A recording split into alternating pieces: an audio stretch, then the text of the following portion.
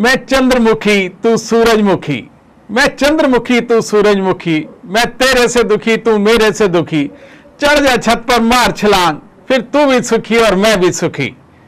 जी हां, कैसा लगा ये शेर आपको?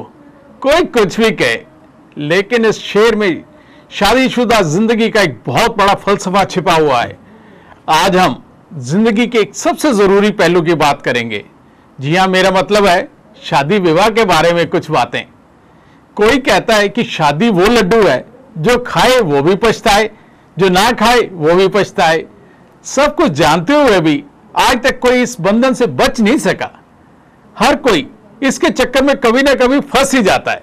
अजी जनाब, आप घबराइए नहीं, हम सिर्फ शादी विवाह की बातें नहीं करेंगे, बल्कि आपको शादी विवाह से जुड़े बहुत सारे लड्डुओं की तरह मीठे मीठे जोक्स भी सुनाएंगे। एक बार एक बच्चे ने अपने पापा से पूछ लिया, पापा सुना है इंग्लैंड में लोग शादी के 10-15 साल बाद भी अपनी बीवी को नहीं समझ सकते। उसके पापा ने कहा, बेटे ये तो इंग्लैंड की बात कर रहा है, आज तक दुनिया में कोई भी आदमी अपनी बीवी को नहीं समझ सका। वैसे मैं औरतों के बारे में एक बहुत ही खास बात आपको बता दूं। भगवान ने औरतें सिर्फ 2 किस्म की बनाई हैं, एक तो सुंदर और दूसरी बहुत सुंदर। आज मेरी ये बात सुनकर एक बार तो सभी औरतें जरूर खुश हो जाएंगी। तो अब बिना देरी किए शुरू करते हैं लड्डुओं की बात। जी, मेरा कहने का मतलब है कि शादी से जुड़े कुछ किस्से कहानियों के जोक्स। लोग शादी जैसे मामलों में कैसी कैसी शायरी कर डालते हैं। सबसे पहले उसी का एक नमूना आपको दिखाता हूं। जान निकल जाती है, जान निकल जाती है जब तेरे कूचे में आते हैं, जान निकल जाती है जब तेरे कूचे में आते हैं। यहां पर क्या शादी विवाह के ऑर्डर बुक किए जाते हैं? एक बार एक आदमी ऐसी एक दुकान पर चला गया जहां बोर्ड लगा था कि हमारे यहां शादी विवाह का सारा सामान अच्छा व बढ़िया मिलता है। उस आदमी ने जाते ही पूछा, क्या आपके पास शादी का सारा सामान मिलता है? दुकानदार ने कहा, जी हां, आप बताइए आपको क्या चाहिए? उसने कहा, बाकी तो सब कुछ मेरे पास है, मुझे एक बढ़िया सी दुल्हन चाहिए। शादी विवाह की नोक-झोंक अक्सर शादी से काफी पहले ही शुरू हो जाती है। अब आप पूछोगे कि वो कैसे? तो आओ आपको उसी का एक नमूना दिखाता हूं। एक दिन बंटी ने बबली से पूछा कि क्या तुम मुझसे दोस्ती करोगी? बबली ने झट से कहा कि मेरे घर वाले मुझे इस काम की इजाजत नहीं देंगे। बंटी ने उससे कहा कि तुम क्या सोचती हो कि मेरे घर वालों ने मुझे इंटरनेशनल आशिकी सोसाइटी की मेंबरशिप दिला रखी है?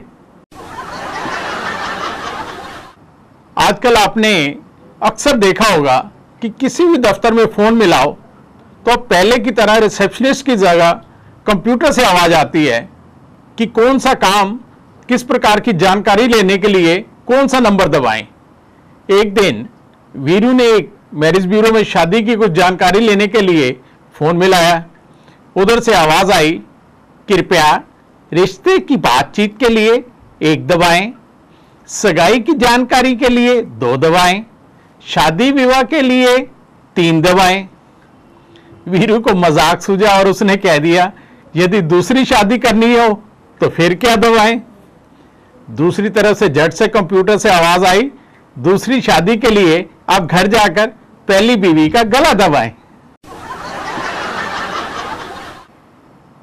अब सुनाता हूं आपको वीरू और बसंती के कुछ मसालेदार किस्से। अब शादी विवाह की बात के लिए इन दोनों से बढ़कर और कौन हो सकता है। शुरू में जब वीरू ने बसंती से शादी करने की बात की तो उसने झट से कह दिया कि मैं ऐसी वैसी लड़की नहीं हूं, मुझसे जरा तमीज से बात किया करो। वीरू ने कहा, मैं जानता हूं शुरू में सब लड़कियां थोड़ा बहुत नखरे गुस्सा करती हैं, परंतु बाद में सब ठीक हो जाती हैं। बसंती ने अपने तेवर टेढ़े करते हुए कहा कि मुझे सच में बहुत गुस्सा आ रहा है। वीरू ने भी बसंती के गुस्से को भांपते हुए कहा, बहन जी क्या आप मुझसे शादी करोगी? अब जब वीरू की शादी की बात कुछ जमने लगी तो उसने अपने दोस्त जय से पूछा कि यार ये बता कि बसंती की मौसी से शादी की बात करने का सबसे अच्छा दिन कौन सा रहेगा। जय ने कहा कि तू 1 अप्रैल को बसंती की मौसी को मिलने जाना। वीरू ने बड़े हैरान होते हुए पूछा कि 1 अप्रैल ही क्यों, क्या 1 अप्रैल को कोई खास बात है। जय ने उसे समझाया, इसी में तेरा भला है भाई, अगर वो मान गई तो ठीक है, नहीं तो सबको कह देना अप्रैल फूल बनाया। एक दिन वीरू ने बसंती से कहा कि आज तो बहुत सुंदर लग रही हो। बसंती ने थोड़ा नाज नखरा दिखाते हुए कहा, छोड़ो ना। वीरू ने फिर से कहा कि आज तो तुम्हारी आंखें भी बहुत खूबसूरत लग रही हैं। बसंती को और थोड़ा सा नखरा आ गया, कहती छोड़ो ना। वीरू ने अब उसकी ड्रेस की तारीफ की कि आज तो ड्रेस भी बहुत कमाल की पहनी हुई है। बसंती कहती बस करो, छोड़ो भी। वीरू ने कहा, इतनी देर से क्या कर रहा हूं, ये लंबी लंबी छोड़ ही तो रहा हूं। अब जब इन दोनों की दोस्ती हो गई तो एक दिन वीरू ने उसे प्यार से मनाते हुए कहा, अब तो गुस्सा छोड़ दो, अब जरा ये बताओ कि मुझे तुम्हारे नजदीक आने के लिए क्या करना होगा। बसंती ने कहा, तुम्हारे शरीर से जितनी बदबू आती है उसके लिए तो मुझे क्लोरोफार्म सुंघानी पड़ेगी। कुछ दिन बाद वीरू और बसंती की शादी हो गई। एक दिन दोनों बैठे आपस में बातचीत कर रहे थे कि अचानक वीरू ने बसंती से पूछा, मुझे जरा एक बात बताओ कि कोई भी आदमी बिना दिमाग के कितने समय तक जी सकता है। बसंती, जैसे जानते हो आप बड़ी भोली भाली है, उसने कहा, मैं इस बारे में कोई ठीक से तो नहीं कह सकती, वैसे तुम्हारी मां की उम्र अंदाजा कितनी होगी। एक बात तो आप भी अच्छी तरह से जानते हैं कि बसंती शादी से पहले तो अच्छे पति के लिए भगवान से बहुत मन्नतें मांगती थी, कई बार व्रत भी रखती थी। ये सब कुछ तो आपने शोले फिल्म में देखा भी था। कभी कभी भगवान जी को वो ₹1.25 का प्रसाद भी चढ़ा देती थी। लेकिन जब बसंती की शादी शराबी वीरू से हो गई तो वो भगवान के पास शिकायत करने के लिए गई कि हे भगवान, मैंने तेरी इतनी सेवा की, कई बार तेरे यहाँ प्रसाद भी चढ़ाया, लेकिन तूने मुझे ये कैसा घटिया सा पति दे दिया है। अब बोलने की बारी भगवान जी की थी।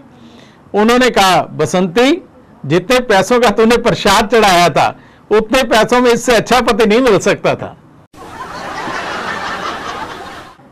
ये तो हम सभी जानते हैं कि बसंती और वीरू दोनों एक दूसरे को बहुत प्यार करते थे। बस बसंती को वीरू की एक आदत अच्छी नहीं लगती थी और वो थी उसकी शराब पीने की।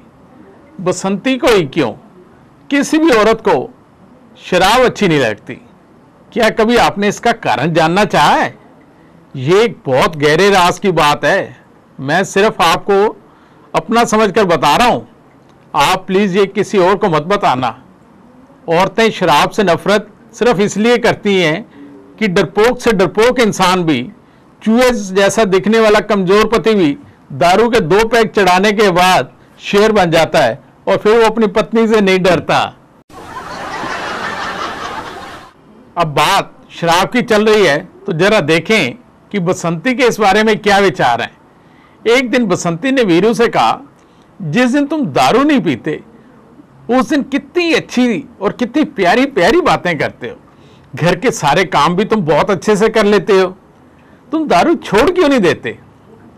वैसे भी हमारे सभी धर्म ग्रंथों में लिखा हुआ है कि शराब हमारे शरीर के लिए बहुत खतरनाक है। वीरू ने कहा, मैं मानता हूं कि शराब हमारी सबसे बड़ी दुश्मन है, लेकिन हमारे सभी धर्म ग्रंथों में यह भी तो लिखा है कि दुश्मन को सदा गले से लगा के रखना चाहिए।